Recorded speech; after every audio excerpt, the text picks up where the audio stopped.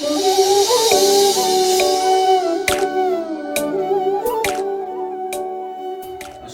koi nabagi bekotam orang pina bile atuna masih koi ni bekotam si asuri mati koi na ingi ba le ko si se koi adu ndo lan fam ni habitai adusu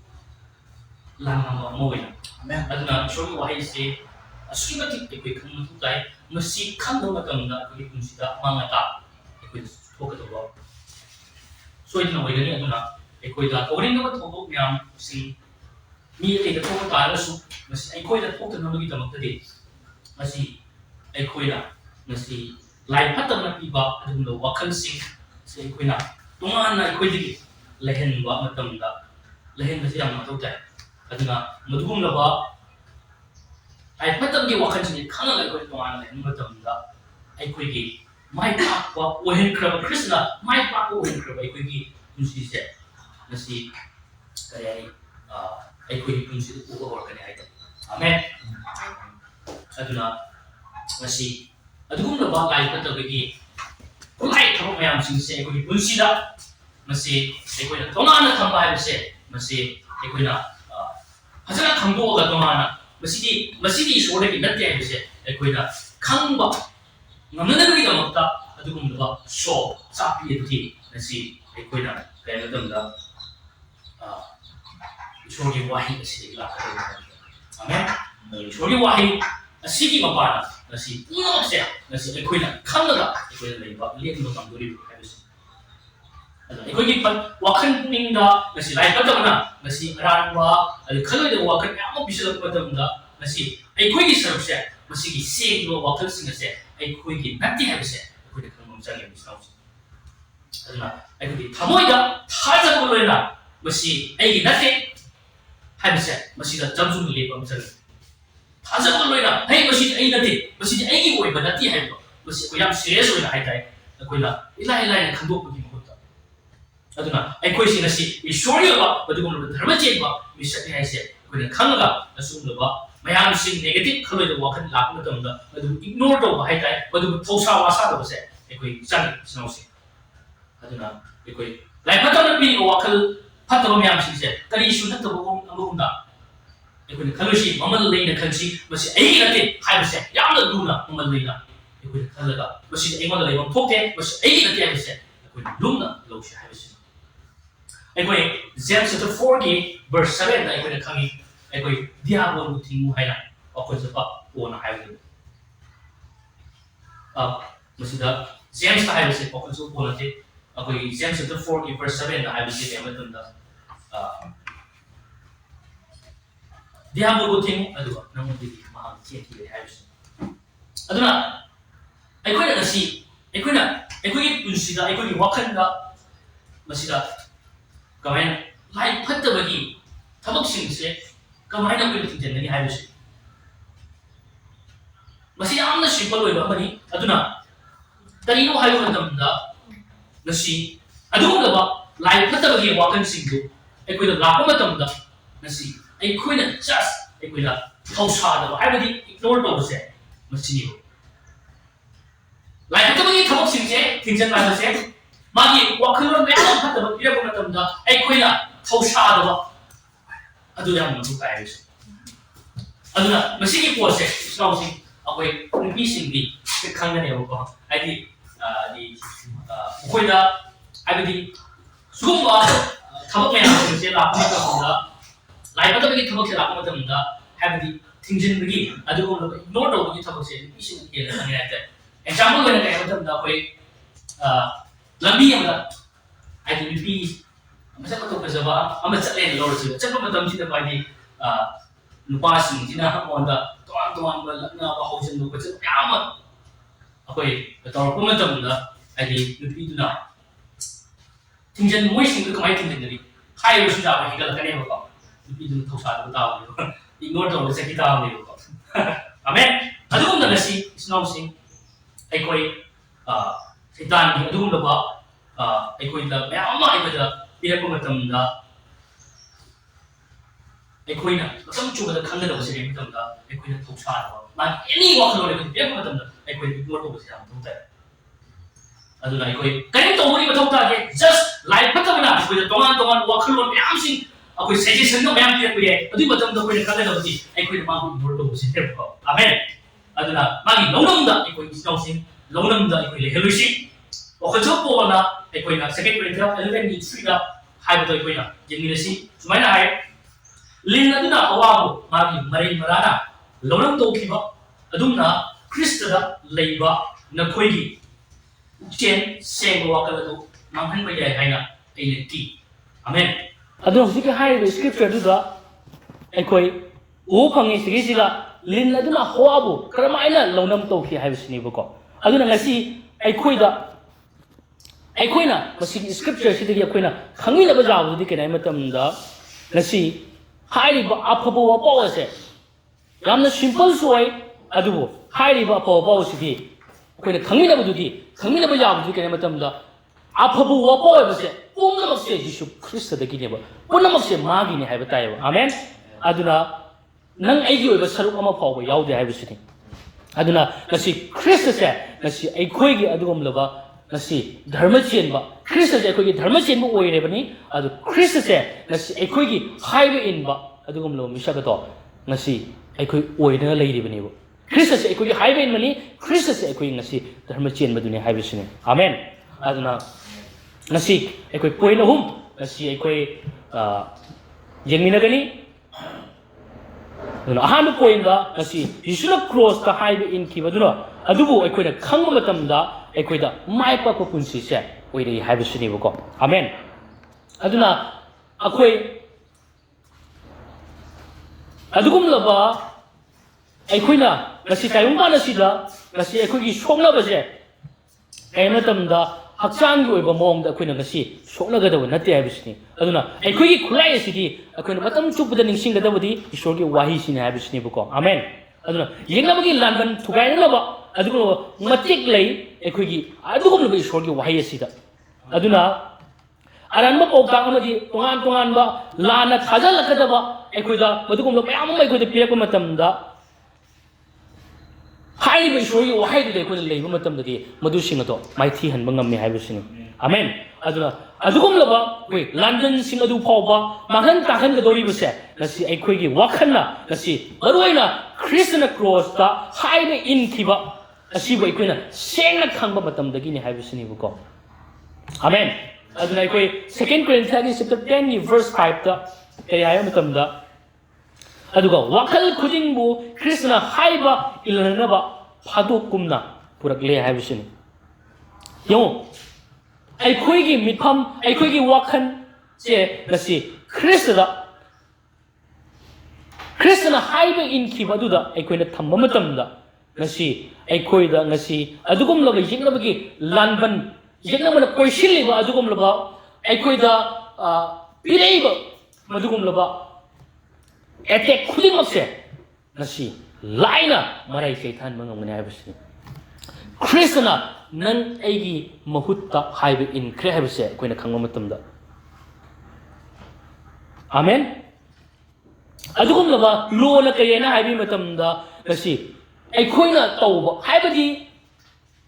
मियबदा मी दो ओइना centre ओयकनेबो एखोइना अफबा अचुम माहि याना पुंसि म हिंदुइसे अदुगुम लबा सैतान एखोइदा नसी तोंगान बा एखोइदा वाखनदा नुआइतबा इसाना इसाबो हंदना खनबा अखोइसे असोन mini यामो उलक मतमदा नसी एखोइदी मतम सुबदा अखोइना खंगदोइसे नसी यीशु ख्रिस्टगी हाइबे इनबदो मदुदा एखोइ मिफम तम मथौ ताइबसिनी मदुदा थम मतमदा नसी एखोइदा मदुगुम लबा करेनी क्रिस्टगी मपाना मदुगुम महियान मदो क्रिस्टदगी लाई हेबसे लाकनेबो लोदना नसी एखोइना नंग तौरो हाइबदो नंग तौगदबनी हाइबदो अदु लाकनी ग्रेसना नसी इबुगो महान लोइबिख्रे अदुना मरम मरगा एखोइदा मदुगी सिंदु थोला लकनी हाइबसिनेबो उरकनी हाइबसिनेबो आमेन अदुना लोना हाइबदी नंग एना तौब मथौक ताय हाइबसिनी अदो ग्रेसना हाइबदी क्रिस्टना लोइबिखिबा थबक अदुना एखोइदा थबक तौहल्ले हाइबसिनेबो आमेन अदुना एखोइना खांगी ꯑꯩꯈꯣꯏ Romeo chapter 5కి verse 19ꯗ ꯃꯤ ꯑꯃꯅ ꯍꯥꯏꯕ ꯏꯟꯗꯕꯒꯤ ꯃꯔꯝꯅ ꯃꯤ ꯀꯌꯥꯕꯨ ꯄꯥꯄꯤ ꯑꯣꯏꯍꯟꯕꯒꯨꯝꯅ ꯃꯤ ꯑꯃꯒꯤ ꯍꯥꯏꯕ ꯏꯟꯕꯒꯤ ꯃꯄꯥꯅ ꯃꯤ ꯀꯌꯥꯕꯨ ꯙꯔꯃ ꯆꯦꯟꯕ ꯃꯤ ꯑꯣꯏꯍꯟꯒꯅꯤ ꯍꯥꯏ ꯑꯃꯦꯟ ꯑꯗꯨꯅ ꯃꯁꯤꯗ ꯍꯥꯏꯕꯒꯤ ꯑꯔꯊꯗꯤ ꯀꯩ ꯃꯇꯝꯗ ꯃꯤ ꯑꯃꯅ ꯍꯥꯏꯕ ꯏꯟꯗꯕ ꯀꯅꯥꯅꯣ ꯍꯥꯏꯕꯗ ꯑꯗꯝꯅ ꯍꯥꯏꯕ ꯏꯟꯈꯤꯗꯦꯕ ꯑꯗꯨꯒꯤ ꯃꯔꯝꯅ ꯑꯩꯈꯣꯏ ꯈꯨꯗꯤꯡꯃꯛꯁꯦ ꯄꯥꯞ ꯑꯣꯏꯔꯛꯄꯅꯤ ꯑꯗꯨꯕꯨ ꯉꯁꯤ ꯖꯤꯁꯨ ꯈ꯭ꯔꯤꯁꯇ ꯍꯥꯏꯔꯤꯕ ꯃꯤ ꯑꯃ ꯖꯤꯁꯨ ꯈ꯭ꯔꯤꯁꯇ ꯃꯍꯥꯛꯅ ꯍꯥꯏꯕ ꯏꯟꯈꯤꯕꯗꯨꯒꯤ ꯃꯔꯝꯅ ꯑꯩꯈꯣꯏꯁꯦ ꯃꯇꯝ ꯄꯨꯝꯅꯃꯛꯀꯤ ꯑꯣꯏꯅ ꯙꯔꯃ ꯆꯦꯟꯕꯗꯣ ꯉꯁꯤ ꯑꯩꯈꯣꯏ ꯑꯣꯏꯕ ꯐꯪꯖꯔꯤꯕꯅꯤ ꯑꯃꯦꯟ ꯑꯗꯨꯅ ꯏꯆꯤꯟꯅꯥꯎꯁꯤꯡ ꯑꯩꯈꯣꯏ ꯖꯤꯁꯨ ꯈ꯭ꯔꯤꯁꯇꯒꯤ ꯍꯥꯏꯕ ꯏꯟꯕꯗꯨꯗ ꯑꯩꯈꯣꯏ ꯃꯤꯐꯝ ꯊꯝꯕ ꯑꯃ ꯆꯪꯉꯤ ꯑꯗꯨꯒꯨꯝꯂꯕ ꯑꯗꯝꯒꯤ ꯍꯥꯏꯕ ꯏꯟꯗꯕꯗꯨꯗ ꯅꯠꯇꯦ ꯑꯃꯦꯟ ꯑꯗꯨꯅ ꯑꯗꯨꯒꯨꯝꯂꯕ ꯑꯗꯝꯒꯤ ꯍꯥꯏꯕ ꯏꯟꯗꯕꯗꯨꯅ ꯃꯔꯝ ꯑꯣꯏꯔꯒ ꯑꯩꯈꯣꯏꯗ ꯋꯥꯌꯦꯟꯕꯒꯤ ꯑꯗꯨꯒꯨꯝꯂꯕ ꯑꯩꯈꯣꯏꯁꯦ ꯑꯁꯣꯟꯕꯅꯤ ꯍꯥꯏꯕꯒꯤ ꯋꯥꯈꯜꯂꯣꯟꯁꯦ ꯑꯗꯨꯝ ꯑꯩꯈꯣꯏꯗ ꯂꯩꯍꯟꯒꯅꯦꯕ ꯑꯗꯨꯕꯨ ꯖꯤꯁꯨ ꯈ꯭ꯔꯤꯁꯇꯒꯤ ꯀ꯭ꯔꯣꯁꯀꯤ ꯍꯥꯏꯕ ꯏꯟꯕꯗꯨꯗ ꯑꯩꯈꯣꯏꯅ ꯃꯤꯐꯝ ꯊꯝꯕ ꯃꯇꯝꯗꯗꯤ ꯑꯩꯈꯣꯏꯗ ꯀꯣꯛꯄꯤꯈ꯭ꯔꯦ ꯍꯥꯏꯕꯒꯤ ꯑꯩꯈꯣꯏꯁꯦ ꯙꯔꯃ ꯆꯦꯟꯕꯅꯤ ꯍꯥꯏꯕꯒꯤ ꯋꯥꯈꯜꯂꯣꯟꯁꯤꯗ ꯂꯩꯍꯟꯒꯅꯦꯕ ꯑꯃꯦꯟ ꯑꯗꯨꯅ ꯑꯁꯤ ꯍꯥꯏꯔꯦꯗꯅ ꯑꯩꯈꯣꯏ ꯇꯧꯔꯔꯣꯏꯁꯤ ꯍꯥꯏꯕ ꯅꯠꯇꯦꯕ ꯀꯔꯤꯝ ꯇꯧꯗ꯭ꯔꯁꯨ ꯌꯥꯔꯦ ꯍꯥꯏꯕ ꯅꯠꯇꯦꯕ ꯍꯥꯏꯕꯗꯤ ꯑꯩꯈꯣꯏꯒꯤ ꯙꯔꯃ ꯆꯦꯟꯕ ꯑꯩꯈꯣꯏꯗ ꯉꯁꯤ ꯏꯁꯣꯔꯅ ꯉꯁꯤ ꯀ꯭ꯔꯣꯁꯇ ꯖꯤꯁꯨ ꯈ꯭ꯔꯤꯁꯇ ꯁꯤꯔꯀꯥꯟꯗ ꯉꯁꯤ ꯑꯩꯈꯣꯏꯗ ꯍꯥꯏꯕ ꯏꯟꯕꯒꯤ ꯄꯨꯟꯁꯤꯁꯦ ꯉꯁꯤ ꯃꯥꯅ ꯂꯦꯝꯅ ꯑꯩꯈꯣꯏꯗꯒꯤ ꯊꯣꯛꯍꯜꯂꯛꯅꯕꯒꯤꯗꯃꯛꯇ ꯃꯥ ꯃꯁꯥꯃꯛꯅ ꯍꯥꯏꯕ ꯏꯟꯕ ꯑꯣꯏꯈꯤꯕꯅꯦꯕ ꯀ꯭ꯔꯣꯁꯇ ꯑꯗꯨꯅ ꯃꯥꯅ ꯍꯥꯏꯕ ꯏꯟꯈꯤꯕ ꯑꯗꯨꯒꯤ ꯃꯄꯥꯟꯗꯒꯤ ꯉꯁꯤ ꯑꯩꯈꯣꯏꯒꯤ ꯄꯨꯟꯁꯤꯗ ꯑꯩꯈꯣꯏꯅ ꯈꯪꯗꯕ ꯃꯑꯣꯡꯗ ꯑꯁꯨꯛꯀꯤ ꯃꯇꯤꯛ ꯋꯥꯡꯕ ꯊꯥꯛꯀꯤ ꯑꯗꯨꯒꯨꯝꯂꯕ ꯋꯥꯌꯦꯜꯂꯥꯊꯪꯗꯒꯤ ꯍꯦꯟꯅ ꯋꯥꯡꯕ ꯑꯗꯨꯒꯨꯝꯂꯕ ꯊꯥꯛꯀꯤ ꯑꯗꯨꯒꯨꯝꯂꯕ ꯍꯥꯏꯕ ꯏꯟꯕꯗꯣ ꯉꯁꯤ ꯑꯩꯈꯣꯏꯗ ꯂꯥꯛꯑꯦꯕ ꯃꯁꯤ ꯑꯣꯟꯂꯤ ꯅꯪ ꯑꯩꯒꯤ ꯑꯣꯏꯕ ꯄꯔꯐꯣꯔꯃꯦꯟꯁ ꯅꯪ ꯑꯩꯒꯤ ꯄꯥꯡꯒꯜ ꯍꯣꯠꯅꯖꯃꯟꯅ ꯑꯣꯏꯔꯛꯀꯗꯕ ꯁꯨꯡꯅ ꯅꯠꯇꯦ ꯃꯁꯤꯗꯤ ꯀ꯭ꯔꯣꯁꯀꯤ ꯖꯤꯁꯨ ꯈ꯭ꯔꯤꯁꯇꯒꯤ ꯊꯕꯛ ꯑꯗꯨꯒꯤ ꯃꯄꯥꯟꯅꯤ ꯍꯥꯏꯕꯁꯤꯅꯤ amen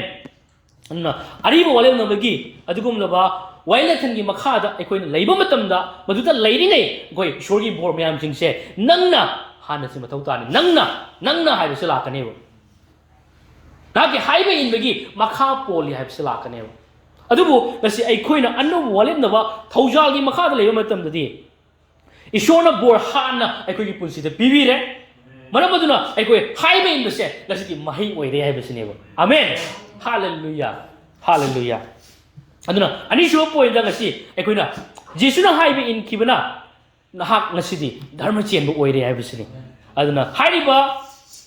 ngasi mana haibe in kiba dugi aduda thajaringai ngasi aikoida khangdaba mongda yamna haibe in punsi ma aikoi hingna leiramani haite amen aduna koi ngasi aikoi ge haibe in besidi ngasi akoi kaimatam da jisu krishna cross ta sibira kanda sibiba aduda aikoina thajabagi maramna ngasi adugumlo anoba walet nabagi makhada leiriba missing adugulba haiba illaba missing ni habise akoi ningsing mina sewa bamdi madugi haibi inbagi masat du mangni ba ngasi akoi da option birise amen aduna akoi ge haibi inbase karino haiba matamda Romeo chapter 16 verse 26 ta pakhonjo polna kari haiba matamda hojikti athupa wa du phongdok pire aduga wa takthokpa mi singi shastragi mapana zat pumnamakta khangan biraba thajabagi haibe inba lomba naidaba ishori athang matungina nakoibu chethan biba ngamba mangonda haina haiba but sija ina muchaning base thajabagi haibe inba ibsini amen thajabase masi haibe inba amane amen masini ba haibe inba ina asi pol ohlese ekoi haibe inba se asi thajabasini amen adu aikoina chumna thajam matamda ngasi aikoi Yesu Christ gi dharma chemado akoida lakhre amen sogi wahina kai matamda Romeo chapter 1 verse 17 dasu ngasi masidi ahubadagi aroi fawba thajabagi mapan oiba isorgi dharma chemado phongokle masidi ikhiba sigumani dharma chemma mina thajabagi mapan hingane ai amen hallelujah aduna ngasi aikoi haiba yai asugumna haiba yai ngasi aikoi se ngasi chumna thajabagi maramna aikoi ngasi dharma chen oirena amen hallelujah adna aikoi chumna thajaba adugi mapana ngasi chumna hingbagi punsi do ꯄꯤꯕꯤꯔꯛꯏ ꯑꯣꯏꯔꯛꯏ ꯑꯣꯏꯊꯣꯔꯛꯏ ꯍꯥꯏꯕꯁꯤꯅꯦꯕꯀꯣ amen ꯑꯗꯨꯅ ꯑꯆꯨꯝꯕ gospel ꯑꯗꯨꯗ ꯑꯩꯈꯣꯏꯅ ꯊꯥꯖꯕ ꯃꯇꯝꯗ ꯉꯁꯤ ꯑꯩꯈꯣꯏ ꯌꯤꯁꯨ ꯈ꯭ꯔꯤꯁꯇꯒꯤ ꯍꯥꯏꯕ ꯏꯟꯈꯤꯕꯗꯨꯒꯤ ꯃꯔꯝꯅ ꯉꯁꯤ ꯑꯩꯈꯣꯏ ꯃꯤ ꯄꯨꯝꯅꯃꯛꯁꯦ ꯑꯩꯈꯣꯏ ꯙꯔꯃ ꯆꯦꯟꯕ ꯑꯣꯏꯍꯟꯕꯤꯔꯦ ꯑꯃꯦꯟ ꯑꯗꯨꯅ ꯏꯆꯤꯟꯅꯥꯎꯁꯤꯡ ꯆꯨꯝꯅ ꯍꯤꯡꯕꯗꯣ ꯃꯁꯤꯗꯒꯤ ꯑꯩꯈꯣꯏ ꯂꯥꯛꯏ ꯑꯗꯨꯅ ꯍꯥꯏꯔꯤꯕ ꯑꯗꯨꯒꯨꯝꯂꯕ ꯆꯨꯝꯅ ꯍꯤꯡꯕꯒꯤ ꯃꯍꯩꯁꯤꯡꯗꯨꯅ ꯑꯩꯈꯣꯏꯒꯤ ꯄꯨꯟꯁꯤꯗ ꯏꯟꯅꯔꯛꯏ ꯍꯥꯏꯇꯥꯔꯦ ꯑꯃꯦꯟ ꯍꯜꯂꯦꯂꯨꯌꯥ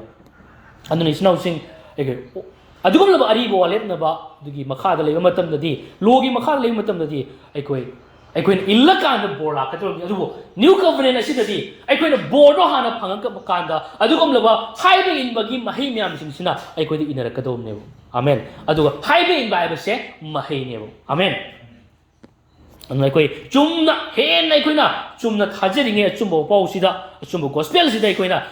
ꯈ꯭ꯔꯤꯁꯇꯅ ꯂꯣꯏꯕꯤꯈꯤꯕ ꯊꯕꯛ ꯈ꯭ꯔꯤꯁꯇꯒꯤ ꯍꯥꯏꯕ ꯏꯟꯕꯁꯤꯗ ꯑꯩꯈꯣꯏꯅ ꯍꯦꯟꯅ ꯊꯥꯖꯔꯤꯉꯩ ꯑꯩꯈꯣꯏꯒꯤ ꯄꯨꯟꯁꯤꯗ ꯑꯗꯨꯒꯨꯝꯂꯕ ꯍꯥꯏꯕ ꯏꯟꯕ ꯍꯥꯏꯕꯁꯦ ꯃꯍꯩ ꯑꯣꯏꯅ ꯂꯥꯛꯑꯅꯤ ꯍꯥꯏꯕꯁꯤꯅꯦꯕ ꯑꯃꯦꯟ ꯑꯗꯨꯅ ꯃꯁꯤꯒꯤꯗꯃꯛ ꯑꯩꯈꯣꯏ ꯏꯁꯣꯔꯕꯨ ꯈ꯭ꯔꯤꯁꯇꯕꯨ ꯑꯩꯈꯣꯏ ꯑꯗꯨꯒꯨꯝꯂꯕ ꯃꯥꯒꯤ ꯑꯁꯤꯒꯨꯝꯂꯕ ꯍꯦꯟꯗꯣꯛ ꯊꯣꯏꯗꯣꯛꯄ ꯊꯧꯖꯥꯜ ꯑꯁꯤꯕꯨ ꯑꯩꯈꯣꯏ ꯍꯦꯟꯅ ꯊꯥꯒꯠꯐꯝ ꯊꯣꯛꯏ ꯍꯥꯏꯕꯁꯤꯅꯤ ꯑꯃꯦꯟ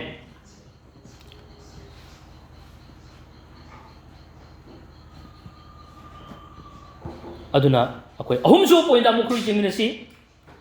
ꯉꯁꯤ ꯑꯍꯨꯝꯁꯨꯕ ꯄꯣꯏꯟꯗ ꯖꯤꯁꯨꯅ ꯍꯥꯏꯕ ꯏꯟꯈꯤꯕ ꯑꯗꯨꯗ ꯑꯩꯈꯣꯏ ꯄꯨꯛꯅꯤꯡ ꯊꯝꯁꯤ ꯍꯥꯏꯕꯁꯤꯅꯦꯕꯀꯣ ꯑꯗꯨꯅ ꯉꯁꯤ ꯐꯠꯇꯕ ꯂꯥꯏꯁꯤꯅ ꯉꯁꯤ ꯑꯩꯈꯣꯏꯗ ꯃꯇꯝ ꯆꯨꯞꯄꯗ ꯃꯔꯥꯜ ꯁꯤꯕ ꯑꯩꯈꯣꯏꯁꯦ ꯅꯨꯡꯉꯥꯏꯇꯕ ꯐꯥꯎꯍꯟꯕ ꯑꯗꯨꯒꯨꯝꯂꯕ ꯑꯩꯈꯣꯏꯗ ꯈꯟꯐꯝ ꯊꯣꯛꯇꯕ ꯋꯥꯈꯜ ꯃꯌꯥꯝ ꯑꯃ ꯑꯩꯈꯣꯏꯗ ꯄꯤꯔꯛꯄ ꯃꯇꯝ ꯑꯁꯤꯗ ꯉꯁꯤ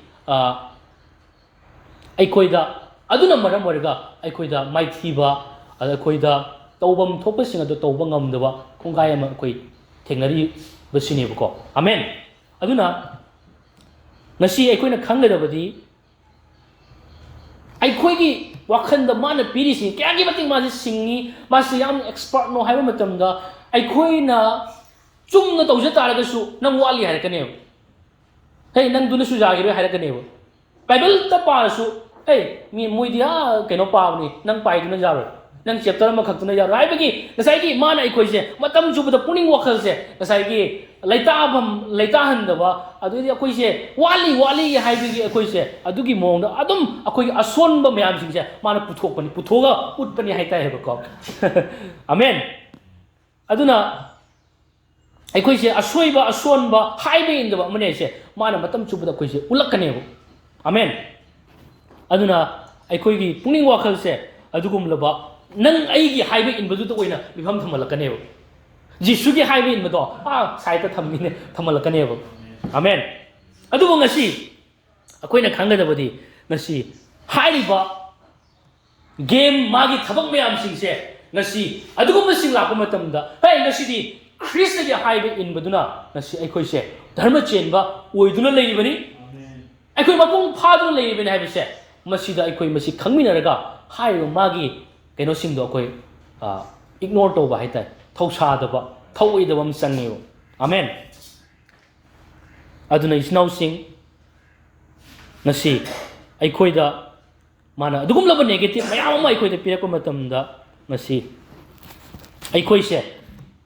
ꯈ꯭ꯔꯤꯁꯇꯒꯤ ꯃꯄꯥꯟꯅ ꯑꯩꯈꯣꯏ ꯅꯧꯅ ꯄꯣꯛꯈ꯭ꯔꯕ ꯑꯗꯨꯒꯨꯝꯂꯕ ꯈ꯭ꯔꯤꯁꯇꯗ ꯅꯧꯅ ꯄꯣꯛꯈ꯭ꯔꯕ 2 Corinthians 5:17 ꯉꯁꯤ ꯑꯅꯧꯕ ꯈꯨꯠꯁꯦꯝ ꯑꯣꯏꯔꯒ ꯉꯁꯤ ꯑꯩꯈꯣꯏꯁꯦ ꯑꯅꯧꯕ ꯈꯨꯠꯁꯦꯝ ꯑꯃꯅꯤ ꯍꯥꯏꯕꯁꯦ ꯉꯁꯤ ꯑꯩꯈꯣꯏ ꯍꯥꯏꯕ ꯑꯃ ꯆꯪꯉꯦꯕ ꯑꯩꯈꯣꯏꯁꯦ ꯑꯅꯧꯕ ꯈꯨꯠꯁꯦꯝ ꯑꯃꯅꯤ ꯉꯁꯤ ꯑꯩꯈꯣꯏꯁꯦ ꯀꯜꯚꯥꯔꯤ ꯀ꯭ꯔꯣꯁꯇ ꯌꯤꯁꯨ ꯈ꯭ꯔꯤꯁꯅ ꯍꯥꯏꯕ ꯏꯟꯕ ꯑꯗꯨꯅ ꯃꯔꯝ ꯑꯣꯏꯔꯒ ꯉꯁꯤ ꯑꯩꯈꯣꯏ ꯙꯔꯃ ꯆꯦꯟꯕ ꯑꯣꯏꯔꯕ ꯃꯤꯁꯛ ꯑꯃꯅꯤ ꯊꯧꯖꯥꯜ ꯐꯪꯖꯕ ꯃꯤꯁꯛ ꯑꯃꯅꯤ ꯃꯄꯨꯡ ꯐꯥꯔꯕ ꯃꯤꯁꯛ ꯑꯃꯅꯤ ꯑꯩꯈꯣꯏꯁꯦ ꯑꯗꯨꯒꯨꯝꯂꯕ ꯉꯁꯤ high bay in the Mishako, Mana high bay in Kiva, Ibuna high bay in Kiva, do you remember? High bay in the Mishako, why didn't Lady Bani have said, I quit, Masida, I quit Lipum Sangu. In the mission of it, in the Mayama with the negative Mayama, so you a son of part of the Usakamatanda, I did nothing, I did in the lady. Babum part of the mission you have said. I quit now, Masida Lipaga, Mani with a negative Mayamdo, Maduda, I quit. Madubu Equina, Tausada, Madubu Equina, things in Mamatota. 아멘. ꯑꯗꯨꯅ 이신하우싱 ꯑꯩꯈꯣꯏꯅ ꯉꯁꯤꯒꯤ point ꯑꯍꯨꯝꯁꯤꯗꯒꯤ ꯉꯁꯤ ꯑꯩꯈꯣꯏꯅ ꯎꯕ ꯐꯪꯉꯦ ꯑꯍꯥꯟꯕ ꯄꯣꯏꯟꯗ ꯉꯁꯤ ꯃꯥꯅ ꯍꯥꯏꯕ ꯏꯟꯈꯤꯕ ꯍꯥꯏꯕꯗꯤ ꯃꯥ ꯍꯥꯏꯕꯗꯤ ꯌꯤꯁꯨ ꯈ꯭ꯔꯤꯁꯅ ꯍꯥꯏꯕ ꯏꯟꯈꯤꯕꯗꯨꯒꯤ ꯃꯔꯝꯅ ꯉꯁꯤ ꯑꯩꯈꯣꯏꯗ ꯃꯥꯏ ꯄꯥꯛꯄ ꯄꯨꯟꯁꯤꯗꯣ ꯑꯩꯈꯣꯏꯗ ꯂꯥꯛꯏ ꯍꯥꯏꯕꯁꯤꯅꯤ ꯑꯗꯨꯅ ꯃꯥꯒꯤ ꯇꯧꯕꯤꯈꯤꯕ ꯂꯣꯏꯕꯤꯈꯤꯕꯗꯨꯒꯤ ꯃꯔꯝꯅ ꯉꯁꯤ ꯑꯩꯈꯣꯏꯗ ꯑꯦꯅꯤ ꯅꯦꯒꯦꯇꯤꯚ ꯄꯤꯔꯛꯄ ꯃꯇꯝꯗꯁꯨ ꯃꯗꯨ ꯑꯩꯒꯤ ꯅꯠꯇ꯭ꯔꯦ ꯍꯥꯏꯕꯁꯦ ꯌꯥꯝꯅ ꯁꯤꯔꯤꯌꯁ ꯑꯣꯏꯅ ꯌꯥꯝꯅ ꯂꯨꯝꯅ ꯁꯤ ꯑꯩꯒꯤ ꯅꯠꯇꯦ ꯀꯩꯁꯨ ꯅꯠꯇꯦ ꯍꯥꯏꯕꯒꯤ ꯀꯩꯝ ꯅꯠꯇꯦ ꯄꯪꯈꯟꯗ ꯈꯟꯖꯔꯛꯏꯅꯤ ꯍꯥꯏꯕꯗꯨ ꯅꯠꯇꯦ ꯑꯦꯅꯤ ꯃꯑꯣꯡ ꯈꯜꯂꯛꯄ ꯃꯇꯝꯗꯅꯦ ꯃꯁꯤ ꯑꯩꯒꯤ ꯅꯠꯇꯦ ꯍꯥꯏꯗꯨꯅ ꯑꯩꯈꯣꯏꯅ ꯏꯒꯅꯣꯔ ꯇꯧꯊꯣꯛꯄ ꯊꯧꯁꯥꯗꯕꯁꯦ ꯌꯥꯝ ꯃꯊꯧ ꯇꯥꯔꯦ ꯍꯥꯏꯕꯁꯤꯅꯤ ꯑꯅꯤꯁꯨꯕꯗ ꯉꯁꯤ ꯌꯤꯁꯨꯅ ꯍꯥꯏꯕ ꯏꯟꯈꯤꯕꯅ ꯑꯩꯈꯣꯏꯁꯦ ꯉꯁꯤꯗꯤ ꯙꯔꯃ ꯆꯦꯟꯕ ꯑꯣꯏꯔꯦ ꯍꯥꯏꯕꯁꯤꯅꯦꯕꯀꯣ ꯑꯗꯨꯅ ꯃꯥꯅ ꯍꯥꯏꯕ ꯏꯟꯈꯤꯕꯗꯨꯗ ꯑꯩꯈꯣꯏꯅ ꯍꯦꯟꯅ ꯊꯥꯖꯔꯤꯉꯩ ꯑꯩꯈꯣꯏꯁꯦ ꯈꯪꯗꯕ ꯃꯑꯣꯡꯗ ꯌꯥꯝꯅ ꯍꯥꯏꯕ ꯏꯟꯕ ꯄꯨꯟꯁꯤ ꯑꯃ ꯑꯩꯈꯣꯏꯁꯦ ꯍꯤꯡꯉ ꯂꯩꯔꯝꯒꯅꯤ ꯍꯥꯏꯇꯥꯔꯦ ꯑꯃꯦꯟ ꯑꯗꯨꯅ ꯑꯩꯈꯣꯏ ꯍꯥꯏꯕ ꯏꯟꯅꯅꯕꯒꯤꯗꯃꯛꯇ ꯑꯩꯈꯣꯏ ꯄꯨꯛꯅꯤꯡ ꯋꯥꯕꯗꯣ ꯇꯣꯛꯊꯣꯛꯑꯁꯤ ꯉꯁꯤ ꯍꯥꯏꯕ ꯏꯟꯕ ꯃꯤꯁꯛ ꯑꯗꯣ ꯌꯤꯁꯨ ꯈ꯭ꯔꯤꯁꯇ ꯈꯛꯇꯅꯅꯤ ꯃꯥꯅ ꯅꯪ ꯑꯩꯒꯤ ꯃꯍꯨꯠꯇ ꯍꯥꯏꯕ ꯏꯟꯈ꯭ꯔꯦ ꯅꯪ ꯑꯩꯅ ꯌꯥꯝꯅ ꯅꯤꯡꯊꯤꯕ ꯐꯖꯕ ꯄꯨꯟꯁꯤ ꯑꯃ ꯍꯤꯡꯕ ꯉꯝꯅꯅꯕꯒꯤꯗꯃꯛꯇ ꯑꯃꯦꯟ ꯑꯗꯨꯒ ꯑꯍꯨꯝꯁꯨꯕꯗ ꯌꯤꯁꯨꯅ ꯍꯥꯏꯕ ꯏꯟꯈꯤꯕꯗꯨꯗ ꯉꯁꯤ ꯑꯩꯈꯣꯏꯅ ꯍꯦꯟꯅ ꯄꯨꯛꯅꯤꯡ ꯊꯝꯕ ꯑꯃ ꯆꯪꯉꯤ ꯉꯁꯤꯗꯤ ꯑꯃꯦꯟ ꯁꯩꯇꯥꯟ ꯑꯩꯈꯣꯏꯗ ꯅꯦꯒꯦꯇꯤꯚ ꯃꯌꯥꯝ ꯄꯤꯁꯜꯂꯛꯄ ꯃꯇꯝꯗ ꯌꯤꯁꯨꯒꯤ ꯍꯥꯏꯕ ꯏꯟꯕꯗꯨꯅ ꯐꯤꯜꯇꯔ ꯇꯧꯊꯣꯛꯄ ꯑꯃ ꯆꯪꯉꯦꯕ ꯑꯃꯦꯟ ꯉꯁꯤꯗꯤ ꯑꯩꯈꯣꯏ ꯍꯥꯏꯕ ꯏꯟꯈ꯭ꯔꯕ ꯃꯄꯨꯡ ꯐꯥꯈ꯭ꯔꯕ ꯑꯁꯦꯡꯕ ꯑꯣꯏꯈ꯭ꯔꯕ ꯙꯔꯃ ꯆꯦꯟꯕ ꯑꯣꯏꯈ꯭ꯔꯕ ꯑꯅꯧꯕ ꯈꯨꯠꯁꯦꯝ ꯑꯣꯏꯗꯨꯅ ꯂꯩꯔꯕ ꯃꯤꯁꯛꯅꯤ ꯍꯥꯏꯕꯁꯦ ꯃꯁꯤꯅ ꯌꯤꯁꯨꯒꯤ ꯍꯥꯏꯕ ꯏꯟꯕꯗꯨ ꯄꯨꯁꯜꯂꯒ ꯀ꯭ꯔꯣꯁ ꯑꯗꯨ ꯄꯨꯁꯜꯂꯒ ꯑꯩꯈꯣꯏꯅ ꯐꯤꯜꯇꯔ ꯇꯧꯊꯣꯛꯄ ꯑꯃ ꯆꯪꯉꯦꯕ ꯑꯃꯦꯟ ꯍꯥꯂꯦꯂꯨꯌꯥ ꯑꯗꯨꯅ 이신하우싱 ngasi ꯑꯩꯈꯣꯏ ꯑꯗꯨꯒꯨꯝꯂꯕ ꯅꯦꯒꯦꯇꯤꯚ ꯃꯌꯥꯝꯁꯤꯗ ꯄꯤꯔꯛꯄ ꯃꯇꯝꯗ ꯉꯁꯤ ꯑꯩꯈꯣꯏꯅ ꯉꯁꯤ ꯌꯤꯁꯨꯒꯤ ꯀ꯭ꯔꯣꯁ ꯑꯗꯨꯗ ꯑꯣꯏꯅ ꯎꯃꯤꯟꯅꯔꯁꯤ